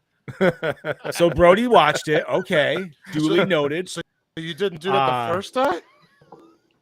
I'm assuming Brody enjoyed Devil more than that. Then I would assume so by that review. So take that. Okay, that's good. What else we got, Chad Daddy? Anything else behind the curtain? Okay, so towards the end of the movie, Detective Bowden tells the mechanic that it was his wife and child that was killed in the hit-and-run car accident on Bethlehem Pike. Bethlehem, of course, was the birthplace of Jesus Christ. After crashing his car and committing a hit-and-run, the Marine wrote, "I'm so sorry" on a car wash discount coupon. The coupon was for the Trinity service station, and the Trinity represents the Father, the Son, and the Holy Spirit. Seeing as the crash killed the detective's son and wife, it represents him being the Father, and they were the Son and the Holy Ghost. Hell yeah. What's up, Dakota, by the way? Howdy. Dakota. Right. Dakota. That's awesome. I didn't even notice that on the pass there or whatever. No. What the hell does that sound? Mm-hmm. I hear scratching. I heard too. It's like metal scratching. All right. Anyways, continue, Chad Daddy. So yeah, that's all I got. Oh, all right. Brody says, Birds of Prey film makes this film look like a modern day masterpiece. Wow. Those are strong words from Mr. Doesn't Ewan McGregor do a song, doesn't he have a musical number in that movie? Why is DC going full musicals all of a sudden? I don't know, but the way Brody wrote that made me think of Full Metal Jacket, where he says, "You're so ugly, you could be a modern art masterpiece." Oh, yeah, right. Hey, man, there's been some other shit movie. Do you know what I mean? It's when you think a movie's crap, and then you're watch such an awful movie, even, and then you're in comparison, you're you know what? I would totally watch that other movie again. Yeah. Case in point, Until Dawn, was it? No, Just Before Dawn. Yeah, just before Dawn. There's movies we have watched where I would watch Just Before Dawn again. Yes. Yeah. Not the extended version. No, not the waterfall version. I've already watched that. I need to watch the short version. I need to watch that hour and a half version, or whatever it was. I still want to see the short version of Bloodhook just to see how it plays out, being that they cut out the most important plot point. Oh, that isn't cranberry sauce, Artie. Oh. No, that was Bloodhook was Bev D. Yeah, right. Oh, right. You're thinking of Blood Rage. That's it. Yes. I was like, wait a minute. No, that is not the right movie. Ooh, man, I haven't seen any of these movies. I need to step up my movie game. Yeah. Yeah, these are some old deep ones. You need to watch Blood Rage because it's fucking amazing. Oh, Blood Rage, so great. Okay, so Scuba will also stand up for this one, but yeah, Blood Rage is also great because it's a Thanksgiving themed horror movie slasher movie. So yeah, it's great. And it's not like Thanksgiving or anything where it's obviously a mutated bird, which is nothing wrong with that. That's great too. No, that was this so is good to watch. This is it's its own weird, fantastic slasher from the 80s, dude. It is definitely a true gem. Oh, all right, that's cool. So let's get on to the questions, gentlemen. What format was this watched on? Prime. You didn't get it on demand? Are you feeling okay? I was at my girlfriend. She had Amazon. So yeah. Okay. So Prime. All right. Look, don't Prime worry. is all for I me. will watch next week's movie, whatever it is, on demand, and I will say it so loud and fucking clear. Fair enough. I believe we also watched it on Prime. So, Anthony rented it on Vudu. Nice. Vudu how was is the Prime, right? No. They're interconnected. Are they No. not? No. I don't think so. No, because all my like DVD, not all of them, but most of them, say like 85% of them, all my digital collection converts right over to Vudu from Amazon. Really? So yeah. So It does? Yeah. Well, I know Vudu connects to other things because it connects to Movies Anywhere too. Yeah. Maybe that's what it is. But Maybe it it's doesn't. Movies It Anywhere? doesn't share everything because I have the Transformers movies on digital, and they show up Right. on Vudu, but they don't show up on my Movies Anywhere. Oh, interesting. Oh, Brody never saw Blood Rage. You never saw Blood Rage? I feel like he would I don't love think it. he. I don't think he was. It might have been pre-Brody. Yeah, I think Might that have was been. just before pre-Brody. Word. All right, douche of the film. Well, All of them. I was gonna say the entire all elevator of full them. of people. That whole well, technically, you could say the old lady. I mean, the woman comes back with black eyes. So, But you can't really say the devil because the devil is just doing what's expected of him. That's his job, you know. Right. It's so his nature. I can't pick one. I'm going with all of them. They're all terrible people. Yeah, I can't really argue with that. They're all bad. Yeah. I know, like what Anthony was saying before, like the whole corporation thing. I think it's like, but it makes me think like these people were picked out specifically. Well, yeah, that's what they said in the beginning. He always like chooses like specific people for a certain time. I also think that the devil knows that all the corporate bigwigs are going to him anyway, so he's like, I can wait for you. Well, that's just like probably like souls in the pocket. Yeah, they're doing his work for him. That's all. Right. All right. So favorite kill. Well, see, you don't really see anything. Right. You just I'm see gonna the have to go with the aftermath. first. I'm gonna go with the first guy with the glass up into the neck. I don't know why. You don't see it, but him sitting there with the. I don't know. I got to go with the Schnozberry broken. guy. I got to go with the broken neck. I love a whole head twisted backwards neck snapping. Yeah, Okay. broken neck for me too. Anthony, I think the one that got me first was like, holy shit, was when the woman was hanging. Ooh, the old lady. Yeah. Yeah. Like, I was like, well, how in the hell? And then that kind of spawned off a few things after that. But yeah, that was probably like the best one. Nice. All right. real quick at that scene. I understand. I know this is a movie, but as the detective looking in through the fucking camera, remember that was basically a split second. I don't know about you, but if I was a detective, I'd be like, "There's no way anyone in that elevator was capable of doing that in that amount of time." Like that would have been like my red flag right there, as a detective. Like something is really weird here. We got to get them out. I think that was at the point where he finally realized that Ramirez was right. Right. Yeah. And then there was nothing they could do to help them. They were powerless. Because they don't go really into it, but I think they're trying to play as the detective as either an atheist or agnostic, and then like once he sees this happening, he's like, okay, Ramirez, how does your story play out? Tell me what happens next. So he believes it, but he's still taking it as his detective approach of like, all right, let me help me figure this out. Right. He's like doing it with a grain of salt. Like, I want to believe you, but I got to know more. Like, so anyway, continue. So best scene of Devil. That's got to be, for me, that's got to be Ramirez explaining everything that's going to happen and everything that was going to happen, because he was 100% dead on the money. That was like when he was actually doing the full breakdown before he was doing like the praying, right? Mm-hmm. Okay. And the praying also. The praying, I like that the praying. That kind of ties. The praying was like, yeah. That was like, I was like, oh shit, dude. Like he's all right. Like, yeah. I would have to say it's kind of a combination of scenes, I guess, when they're trying to find out all the information about these people in the elevator. because I like when it come back like, oh, this guy does this. This lady is trying to basically kill her husband. This lady just stole a book before she got on the fucking elevator, and this guy beat someone to death. But we don't know about this other guy yet. I like finding out what was wrong, basically. All right, so let's see. Did everybody get the scene? Sorry. Well, I think the best, probably the best scene was like when the devil presented itself, and the Marine was saying, "Hey, just take me instead and leave everybody alone. Just take me." And that's how he doesn't die, is when you ask for not forgiveness, but when you're asking for you take my life instead of everybody else's as a sacrifice, then the devil no longer has that pact with you. I think it was actually him repenting and confessing to the detective. See, that's what I thought it was. I thought it was the confession of the sin, but maybe that's how I took it personally. So. Oh, okay, yeah, okay, yeah. Because like once he confessed it, and then so obviously the officer or the detective could hear it. You know what I mean? Like he knew. And then the devil said, "Damn, I really wanted you." Right, because he was gonna get his just desserts essentially, obviously through the justice system and everything. So,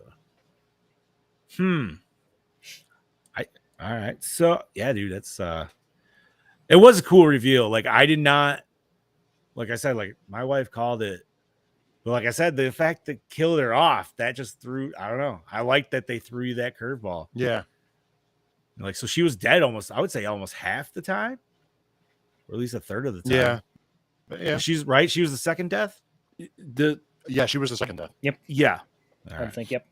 Okay. Opening scene hook you in. Yes. It made me fucking dizzy as shit, dude. I needed fucking airplane shit. Yeah, but it gave us good backstory. No, it did. I liked it. It did draw me in. Like I said, man, it made me feel uneasy already, just the way it was shot.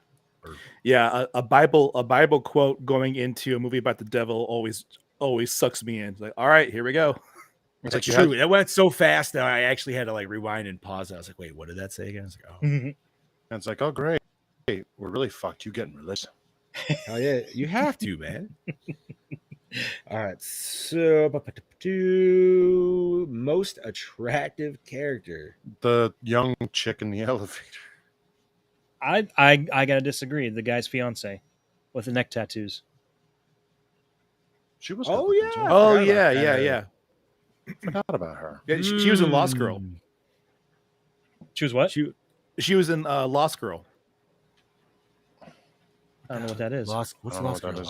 I feel like I know that, but it's a show about a succubus, and and I think she plays her best friend, I think, or something like that. It's a pretty good show. All right, you sold me on succubus. That's all I need to know. So, all right, the wife is promoting the hell out of it too. She said, "Oh yeah, you see, yeah, because she's the one that got me into it." She was like, "It's a pretty there good you show. go. Oh, the girlfriend. She's the girlfriend of the succubus. There you go. Oh, all right. See, now you're saying like people dating demons, and it just makes me think of. Did you ever watch Reaper? We've professed our love for that show before. Yeah. So Reaper was like this weird comedic show, but like this kid had to like kidnap escapee souls from hell per the devil's request. Like he worked for the devil. Oh shit! And the devil was Ray Wise. He was fantastic. Oh, wow. He was great. Yes. It is also cheese. Kaylee. Wait, is she talking about the succubus show? Is cheese? Yeah, she's probably talking about Lost Girl. Is Lost Girl, and I'm just kind of are we talking like Buffy level kind of show? What are we going here? If we were to sell it, I guess. I would have probably put it as like 2 steps above a Buffy level show. Okay. Okay. All right. Okay. So like HBO level, probably. Like yeah, HBO level. Okay. All righty. So oh yeah, most attractive character. I think I'm also gonna have to go with the short brunette though. Sorry. I do like the tattooed look, but the brunettes always usually win me over. So yep. This is true. All righty. So, did the score set the mood? I felt like it was 10 set points. Yeah, I mean, it's not a score to take home. You're not going to have it in your collection by any means, but no, but definitely one that set the mood for sure. Yeah. I mean, tight little spaces. It was just abrupt. I mean, it was also camera work too, fast pacing and all that other shit. Yeah. Brody, I do agree with Brody, the overuse of the strobe by the end of it, because they just kept elongating every time they used it, it felt like, but it's all right. Best song was the elevator song. The elevator song. You heard that fucking song. All right. Favorite character? The detective. I like Ramirez, dude. Ramirez was my boy. I'm with you on that. I 100% Ramirez. Yeah, Ramirez. I like that he was our storyteller essentially for this whole movie. Or how do we want to say this? Narrator. Our guide. He was our guide. Our guide. Yeah, right. He knew exactly what was going on. He called it 100%. Yeah, and that's only because his mom told him about that shit. Because I wanted to be biased and pick the Marine because that's fair. Of me, but I was like, nah, Ramirez. I mean, yeah. Dude, he was just because obviously he's a likable character, but it's like, we know obviously we're watching a horror movie. These people do not know they're in a horror movie, at least at this point. So, but I don't know, man. Like I said, as soon as he saw the face and still framed it, and you saw it there, but like Chad Daddy said, he didn't see it. I saw it clear as fucking day. I was like, oh man, nope. I would instantaneously be like, yo, man, there's some fucking shit going on here. I'd be like, see you later. I quit my job. So was it scary? Yeah, I say yes. Yeah. I'm gonna. It instilled, dude. It definitely instilled some like old school, like Anthony said, it instilled some old school like Catholic shit, dude. For me, I definitely felt like I was like, oh man, I need to go to confession. It's been like I 30 years. haven't been to CCD in a while. Oh, John finished is like, I haven't been to confession in a while. I'll be back in a little bit.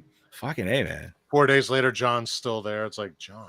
I mean, not that I've done anything near what these assholes have ever done, but this is true. Still, if you believe in the thing. Not only that, if this doesn't make you to some degree go into an elevator with people and go, okay, I just want to get the fuck out of here now. I'll take the stairs. What? Speaking of in elevator people, at Monster Mania with Bob, every time we were in the elevator, he just kept saying, devil. And Jen had never seen it. But like, I knew what he was talking about, but all I kept thinking was the fucking putty thing where he's like, devil, the Jersey Devil. Like, well, I can say like being trapped in an elevator is probably like one of my closest fears ever. Oh, I don't know about. I don't like to think about it, honestly. I would be prying that door open if it meant I tore all my tendons. I'd be like, I'm getting this fucking door open. I don't know, man. Like, I don't know if I would have flipped out for that dude trying to go up top the first time. No, like, I know everybody didn't know who the killer was, but at the same time, it's like I still want to try to get the fuck out of there. So like, right. Yeah, like, you know what I mean? Like, if he's the only dude who can lift himself up there and give a like gander or whatever, like I'm gonna fucking go let him do it. Yeah, because where the hell else is gonna go? And if he's gonna go somewhere, I'm gonna fucking follow his ass, obviously. So, all right. So, but does it hold up today? Yeah, I would say it's 2010, definitely. So it's only 12 years old.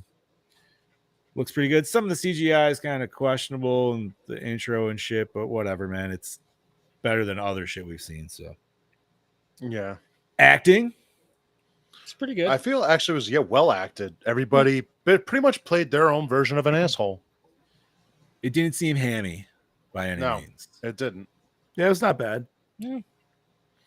I didn't like the whole thing. Like, he was like, "Oh, so what did you do?" I was in the Marines. It's like, "Oh, so you're a professional killer." Like, shut the fuck up. Shut up. Right? Yeah, like you're like, yo, dude, I'm like, yeah, what if he was like a chef or something? It's like, no, man, I fucking made meatloaf, man. Gotta make sure the boys are fed. I made meatloaf. Gotta make sure the boys I'm are sorry. fed. I'm not trying to like simplify anything by that. Man. I'm just trying to make it true. So cinematography. I thought it was really good in this. You know, we got a lot of great camera angles, especially in the elevator itself. Yeah. We got a lot of tricks with the camera as well. So I would definitely say it's pretty. Yeah, damn good. he used that kind of Cundy trick of using a mirror to make the area look bigger so you could see more. Yeah. That was also cool with the like all the random potential like devil face reflections and shit you would see in, Especially the one behind the security guard with his face all wrapped up. Yep. Yeah, I like that one. All right, and the premise. Did you? I love it? the premise. Yeah, I love the. Yeah. Oh, hell yeah.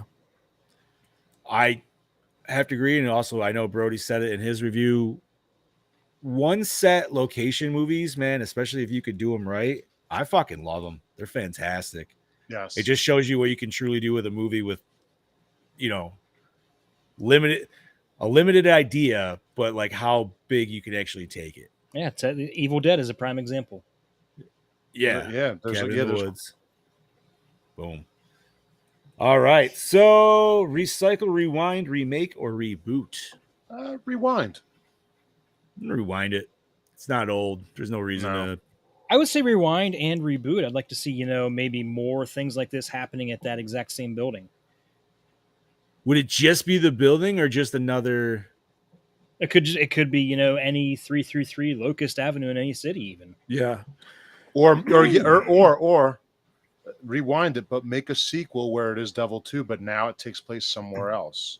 Yeah. Okay, so what you just said. Essentially be like another Final Destination. It could be a Final Destination series. It could be. Yeah. All right, so we are going to rate this biatch. Brody gave it a 2.2. Our beloved Scuba Steve, who is not here today, gentlemen, what did he give this? 3.75, I believe. Yeah, 3.75. I'm pretty sure. Wow, he's gonna go with the 7.5. God damn it, Scoops. Whatever. All right, 3.75. All righty. Anthony, guest host, what do you rate this bitch out of 5? Man, I'm gonna give it a 3.5. 3.5. All right. Mr. Amone. I actually agree with Anthony, the 3.5. 100%. All right. Chad Daddy. I'm going to go with Scuba Steve and give it a 3.75. Thoroughly enjoyable movie. 3.75. And I actually also really enjoyed it. It held my attention. Like I said, I feel like the runtime was a nice, smooth. Like I said, it was 80 fucking minutes, right? Like that's that's nothing. That's a perfect movie right there. Well, here's the weird part: is like if you go watch Texas Chainsaw Massacre, it's also 80 minutes, but it doesn't feel like 80 minutes. Right? Like sometimes you want to go longer, but sometimes you just don't. A movie just needs to be what it needs to be. Yep. All right. So on that note, I'm also not to be the 7.5. I'm just going to go 3.7. You just want an even number to divide by. Maybe I don't know what that. Do you think I really know? I don't figure out this math in my head as I go. This is why I literally have a calculator up the whole fucking time. No way. All right, so I'm gonna divide this bitch by 6, and that gives us a 3.4. All right, for 2010's Devil. Hey man, that's I would say that's good. Pretty like pretty right in the middle where it's. You know what I was even telling Brody when I was talking to him, I'm like, this isn't a great movie, but this isn't a terrible movie. It's like a solid mid. Mm-hmm. And that's kind of where I would put it right there. So that's perfect. All right. So next week we are switching themes. Yeah. So next week is our pick. Is it Scuba Steve's? All right. So we're throwing in Scoobs. He's not here, but Chad Daddy, if you could do the honors. Okay. So next week we are switching up themes and we're actually doing superhero / comic book horror, and we are starting off with Brightburn, which is awesome because I've never seen it. I haven't seen it either. Neither have I, so I'm ready to watch it. Evil Superman, If any one of you fuckers throw Morbius, no, I'm just No, we are not watching Morbius. I'm not. Oh watching no, it's Morbin time. I'm not watching it. And I'll be out that week, and I'll Brody's like, I'm not fucking watching that again. I agree. And I'll be like this. It sucks. There's my review. Have a nice day. It gets a 0. Damn. I fucking hated that movie. It was terrible. I'm sorry. Fucking I forgot terrible. you went to the Fucking theater terrible. and saw that shit, dude. I was ready to walk out. But like this was not worth the money I paid. Wow, it was that bad? I thought it was. I'm sorry, Bob. I'm sorry. There's only a few movies I've seen. It makes Amityville. It made. I don't know. For me, I put it on the same vein as Amityville 3D. Honestly, I feel like I need to see it now, just where it rates in like terrible superhero movies. Yeah, but I don't want to buy it or anything like that. No. I just I'll rent it for like a buck or something. Yeah. I mean, listen. You guys. I mean, I like superhero movies. You guys are a little more into them.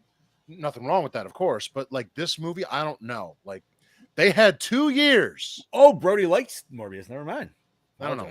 They had 2 years, and I felt like it was still the kid who did his science project the night before the fucking science fair. Now, I'm not gonna lie. Like I would have to go into it. Like I gotta try to like fucking reset my mind because my only true knowledge of Morbius is from the Spider-Man animated TV series, but that's a complete whacked version of fucking Morbius. Yeah, it is. Because obviously he doesn't suck plasma from his fucking hands. So, but anyways, so superhero films, Brightburn next week. I'm very excited for that. That's fucking fantastic. Killer Superman. All right, gentlemen. We still have to figure out what the rest of the superhero ones because we got a list and it's hard to narrow it down because I got a couple good ones on there that I want to run. Mm-hmm. So.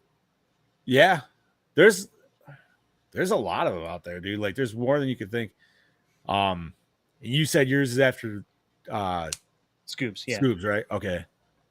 Like I said, the one I'm tempted.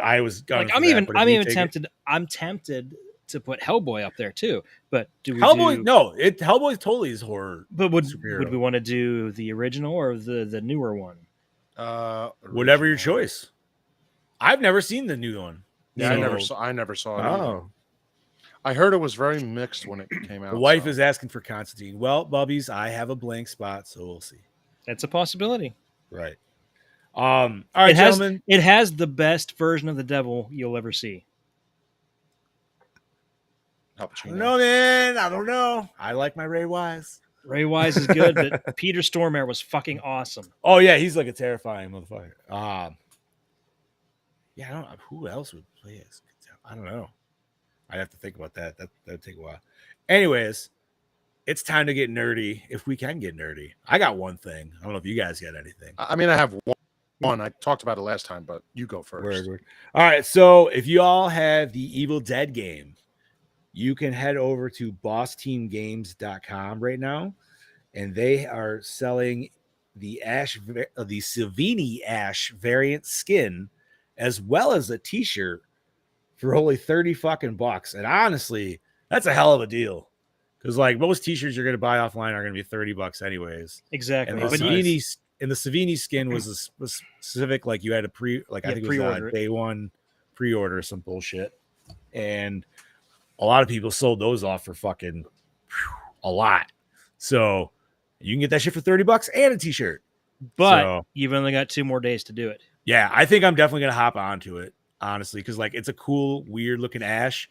And yeah, I get this fucking code. So why the hell not?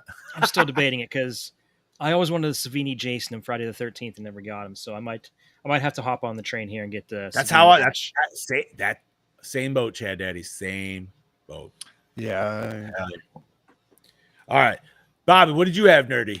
Well, we actually have a couple of little release dates coming up. So speaking of Evil Dead, the Evil Dead Rise movie is getting a theatrical release in April 2023. I don't think there was an exact date. It just says April. I thought it was 23rd, 2023, wasn't it? Did it say 23? I could be way wrong. I have here just April 2023, and maybe at the time this was written, no date yet. Oh, wait, no. Oh, no, here it is. It's April 21st. Aha. Oh, okay. Which was around the same time the remake got released in 2013. So they like to keep it with that. We also have another release date. Excuse me. The Nun 2 is set to be released next Halloween season. Let me see. What's the Nunya? Yep, that's supposed to be released September 8th, 2023. And Bob, you're getting crackulier by the minute, dude. I don't know why. I didn't even touch anything. I know you got a whole new mic, dude. Like and you only got one. I don't think it's the mic itself, dude. Like I don't know what it. How about right this second? No. Yes. Okay, while you guys are figuring out, yes, Brody, Toxic Avenger would be considered superhero horror. Oh, absolutely. Oh, hell yeah. Oh, yeah, definitely. Bro, you got kids' heads fucking getting run over by neo-Nazis and shit, dude. Like, fucking. Dude, I haven't seen Toxic Avenger in a hot minute. It's been a long time. I might be mixing up it's been a movies. long Maybe time. that was surf Nazis that I was. No, wait. No, they run over a kid's head in fucking Toxic Avenger, I'm pretty sure. I think. Like, yeah, I think they were like chasing him down on a bike or something like that. I can't fucking remember. It's been a long ass time. All right. How do I sound right now, John? Yes. No? It's still crackly, dude. I don't know why. I We're don't gonna know have to either. fuck with this a little bit. It was weird too because before the show you were fucking fantastic. As soon as we go live, it's like no. Well, all right. I'm going to say this anyway. Hopefully, it gets better. Yeah. But I mentioned it last week, but now it's starting to get a little bit more ground. There's being teased of a Friday the 13th installment. Sean Cunningham. Yes, we all know we don't like him, but he has been. They're now talking of. We're trying to get something together for next year since it's been 13 years since we've had a movie. So looks like they're trying to work on something. I kind of hope so. It would be nice to see Jason back on the screen, but we shall see. So I still think that's something to watch. It's all in Victor Miller's court right now. Well, it's actually in both of their courts because neither one of them can do it without each other. Because you can't make a movie without me, and you can't make a movie without me. But it's obvious that Cunningham wants to do it. So it's literally all up to Victor Miller right now. Yeah. Oh. And then if one does one, they can't use certain things, and if the other does another, they can't do certain things. So it is. They're gonna reach an agreement. They're gonna reach an agreement. Court, but it's gonna be like, listen, let's do this. We split this. Whatever we got to do. You make money, I make money. The fans get happy if they do it right, and we all go home happy. That's what it's gonna be. It really doesn't have to be that difficult because basically. Does Victor Miller own just the American rights to it, or is it the international rights to it? No, he owns the American rights. Sean Cunningham owns the foreign rights. I believe it's something. Okay, so it's almost a it's almost a no-brainer. Victor Miller gets the American profits, and Cunningham gets the international profits. I guarantee you, they settled this, but they're going to be like, listen, this can't happen without both of us, so we need to just fucking make this work and be done. Right. Which I think they will. All right. That's about anything it for else? me. Not too many things else that stood out. Anthony, if you have anything. Nerdy? Yeah, anything nerdy. Let's see. Chaosium, which produces the Call of Cthulhu RPG, re-released their first edition box set again for Gen Con, so that's kind of cool. Sweet. If y'all don't know what it is, it's a role-playing game based off of H.P. Lovecraft's Call of Cthulhu. So it's eldritch horror, insanity type roleplay. It's fun as hell. Hell yeah, dude. Interesting. I love the lore of it. Never really, like I said, never really played any wait, are you it's not like a tabletop, right? Or is it tabletop? Yeah, tabletop. Okay. Yeah, it's like D&D, but no. I wanted to make sure because I was like, well, it was like, well, RPG could be a new game system. I was gonna be like, wait a minute, what do we got here on this? So, it was adapted into a video game. Yeah, and I didn't like. Yeah, there's that one, there's dude. like I tried three it of a them. little bit. What was the one I think I tried the first one.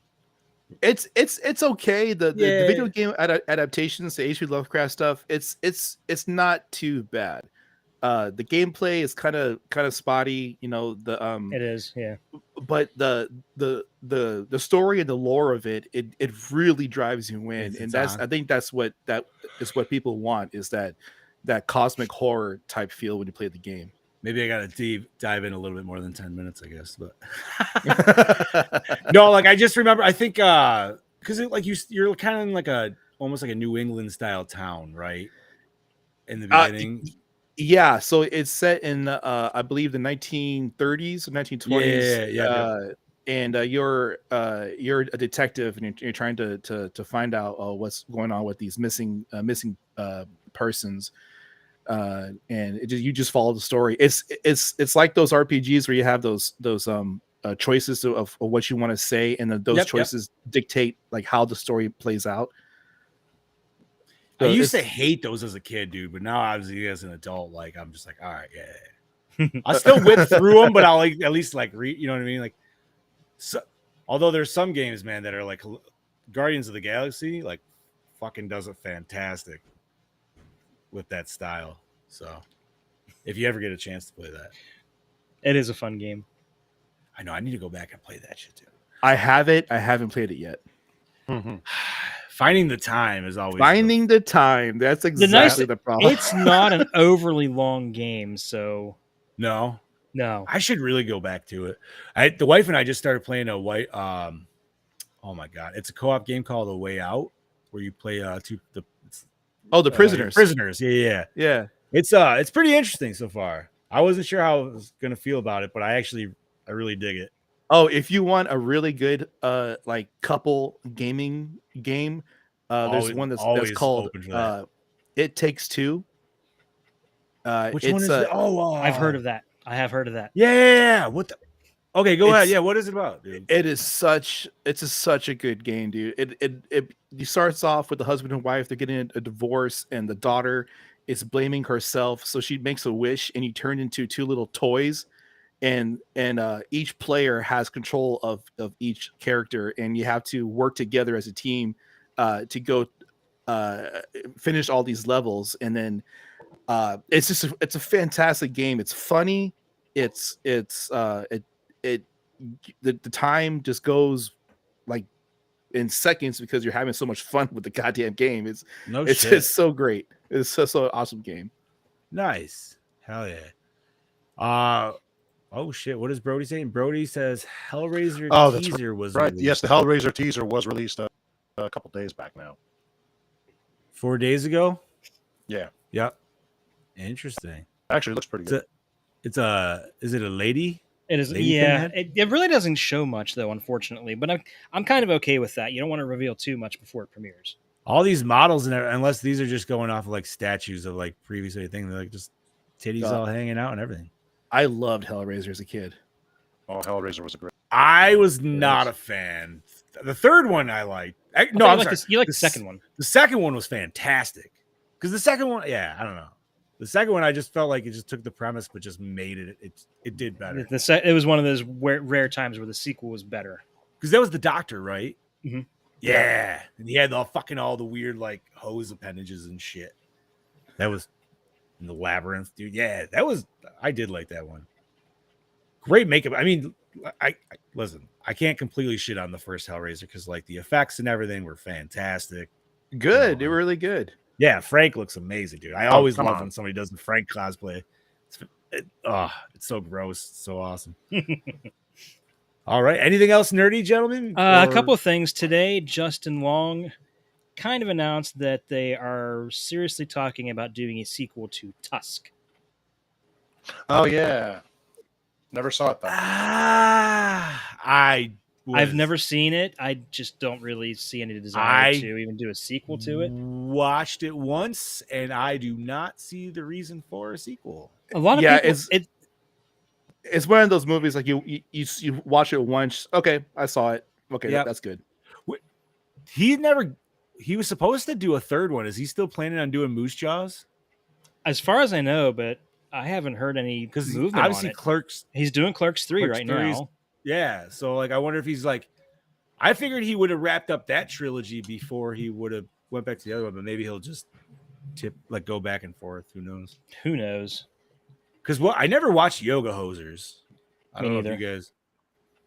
Yeah, I know there was like a weird little German like sauerkraut Hitler victim or villain or something like that. I kind of feel like anything that's out of his View Askew universe just gets negative reviews. The View Askew, that's the Jay and Silent Bob movies. No. What was oh my god, Red State? Red State was fucking fantastic. Wait, I talking about Kevin Smith, right? Yeah. Dogma was a fantastic movie. But No, that's but a Jay that's the and view. Silent Bob That's movie. Jay. Oh, it is a what Jay and Silent Bob. Yeah, it is a Jay and Silent Oh, Bob movie. Dogma, dude. That is like, that's actually one of my top Jay and Silent Bob movies, dude. I fucking love that. By the way, he was filming Dogma in Pittsburgh when I met him down at the Steel City Con when it was No still shit. Pittsburgh Comic Con. Yeah, Oh, that's awesome. great What dude to talk parts- to. We What parts of Dogma? the whole thing was filmed in Pittsburgh. Oh, really? Mhm. So Salma Hayek was stripping somewhere. Wait, No. wait, he did Zach and Mary Make a Porno. Yes, he did. Oh, that was Oh, a did great he Jay and movie. Silent really? Bob State. But That's no, a funny wasn't ass it Red State? Is that the one I'm thinking of? The one wasn't it with John Goodman where he like they're part of that crazy I know what you're religious talking. sect I know that what you came mean. in? Yeah, but I haven't seen it. Oh, dude, it's fucking dude.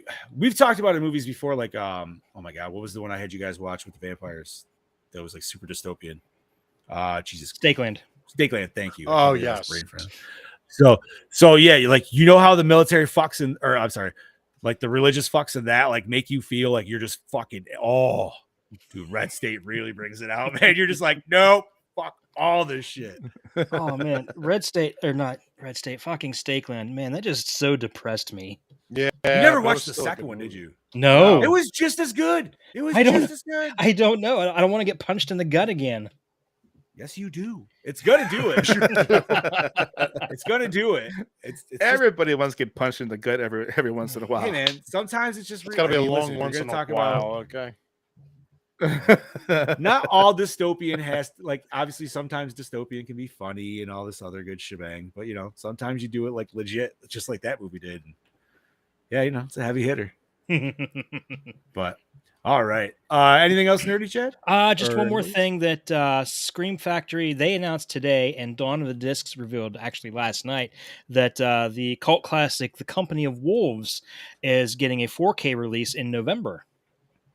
Ooh. Never heard of If it. you haven't seen it, I highly recommend it. I think Brody, I want to say I think Brody's seen it, but I could be wrong.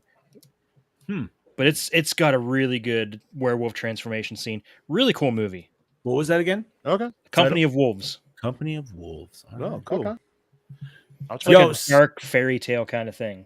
So here's I mean, I don't think I brought this up last week, and I apologize if I did. It's kind of just more news than nerdy news, but it's very fitting, obviously, because we're a fucking movie review pocket. So Regal is going to be claiming bankruptcy. Oh, And that's Oh. right. Yeah. And I don't know about you guys, man, but Regal, like, they're between Ithaca and Syracuse, which are the two big cities in between where I'm in between those both. Dude, like, there's a mall at Syracuse that Regal is literally an entire fucking floor. It's IMAX and 40X and fucking like 24 fucking theaters. And I'm like, yo, if they go bankrupt, what the fuck's gonna happen? Yeah, we have one here, and if that thing shuts down, that's a lot of revenue for Corpus Christi, man. And Yeah, I'm sure, and those are always big, right? Like, how big is yours down there? Probably 14 and 19 at least, right? Oh, dude, have- it's huge. It's huge as hell. I have one. I have one by me. It's like 15 to 18 theater. And it's, Now- yeah. Now, the thought behind this is just me discussing. This could be maybe a ploy to like try to obviously get some revenue or something like that, or maybe to do like a GameStop thing, or I don't fucking know.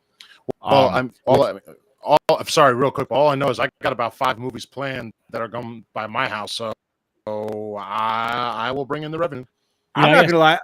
we don't have theaters quite that big here, but you guys are talking about all those screens, and all I could think of was that fucking theater at the end of the movie Bachelor Party. Oh man, dude, I haven't watched Bachelor Party in so long. Do you remember how Holy many that had like 20 screens? well, that's like a normal. That's like Regal, dude. Like I went to the small Regal in Ithaca, and that was 14. But like I said, like the one up in Syracuse is fucking ridiculous. But now, granted, if they go under, I guess there's like opportunity for either a different business to come in and buy those up, or even potentially maybe different independent buyers just to buy the different area ones. You know what I mean, and open up their own. So I'm saddened. I hope it's just a ploy, and I hope they do. Like I hope they kind of bounce back. because in October, and remember there are different levels of bankruptcy too. Correct. Right. That's correct. Yes. Yeah. So because they announced in October, Brody, I'm about 40 to 45 minutes away from Butler. I was actually there just this weekend. Oh, nice. I'd have to look. I'm not. That's sure. where TJ lives. Yeah. Oh, maybe 2 hours. Then I don't know. For you? From me, Yeah, I don't know. he's just 3 hours. Wait, where was Butler in comparison to where we were at the con? About 45 minutes ish. I think. Okay, so it's not very yeah, far. right. Yeah, he's not that far. Okay. No. Fuck it. Alrighty. So, well, you know what? Fuck whatever we were talking about. Is there anything else before we want to add this shit? Because we're gonna wrap this up. We're getting close. No, to but I did just want to throw out there that you mentioned, about different theaters and Saturday. Sorry. This Saturday is National or International Cinema Day, where a lot of the theaters $3, right? $3, any show, any movie. I know what I'm doing. Oh, that's what I was gonna say. Yes. So I don't know why TJ should have saying TJ should have run, but Regal announced for this October they're bringing back Dawn of the Dead in 3D, and I want to see it so fucking bad. So fingers crossed that they last. And that's what I'm hoping. I'm hoping it's just obviously like the weakest level of it. But and this Friday also releases the more fun version of Spider-Man. How can it be more fun? It's 11 minutes longer. It was amazing the first time. Yeah, like how much more? It better be a longer Daredevil scene. God damn it! Give me more. Daredevil. I believe there is. And by the way, that's my birthday. Oh, nice! So happy! Happy birthday! Hell yeah, dude! So, Brody, by the way, I'm gonna hit you with a sad note here, dude. We were discussing our superhero stuff, and the Guyver is on that list, but there's no way we can all watch the good version. So, unfortunately, it's not gonna happen. We will find a way to make it happen eventually. I would love to. We can. It sucks because I have him and I bought that version, but it has the edited shit. And when I started watching, I was so mad. Thank you for the birthday wishes, Christy. Oh, nice. Hell yeah. So, Chad Daddy, how old are you going to be, buddy? How young? 46. Ooh, 46 years nice. young. All right. Still looking getting sexy. old. Still looking Hell sexy. yeah. Thanks. Right? You'll be looking like fucking hell at that point. All righty, gentlemen. Let's sign this shit off. Yes, please, because I gotta pee Bobby, like a racehorse. Bobby's same, buddy. I've practically got my legs crossed. I love it, but I'm also like, you're like, yeah, don't be leaking. Wait, so you don't have the normal podcast catheter hooked up like every Monday? Oh, Bro. Anyways, I didn't have that kind of time. No, I'm getting a piss bucket or something. Damn it! Yeah, there you go. Get a Gatorade. Just a couple empty Gatorades, dude. You're good to go. You're on here, you're just like. All righty. So, as we always do, we're going to sign us out. Anthony, we're going to start off with you. If you want to do another shout out with or another plug on your podcast, by all means. Thank you guys for having me. My name is Anthony Diaz, one of the hosts of 50 States of Terror. You can find us on all the socials, 50 States of Terror, except for Twitter. It's 50 States Terror. Because of the character limitations, you can find me at Corporal Ziggy USMC on Twitter. I am author AJ Diaz on Facebook, and I am on vocal.media with all of my fantasy and horror writings. And you can search for me, Anthony Diaz. Thanks, guys. Thank you, buddy. Thanks for joining us once again. Yeah, bud. we loved having you. Awesome to have you on. Hope you'll do it again too, because we always like having guests on. So, oh hell yeah, absolutely, awesome, Bobby. This is your killing machine, Bobby Amon, saying we'll see you next week with Brightburn. And Anthony, thank you for joining us. Hell yeah. Thank you so much. Yeah. Chad Daddy. This is your Dark Lord of Knowledge, your Chad Daddy, saying, see you next week, bitches. And again, thank you for joining us, Anthony. Hell yeah. And this is your Not So Mean Fluff Master Supreme, Big Johnny D, saying, adios, Gorehounds. Join us next week. What the fuck is that, Bob? Sorry, it was a piece of a wire. I'm going to fucking slap you. And remember, Gorehounds. It's a weird night. Remember, Gorehounds, stay fresh, cheese bag. Sorry, my dick knocked into my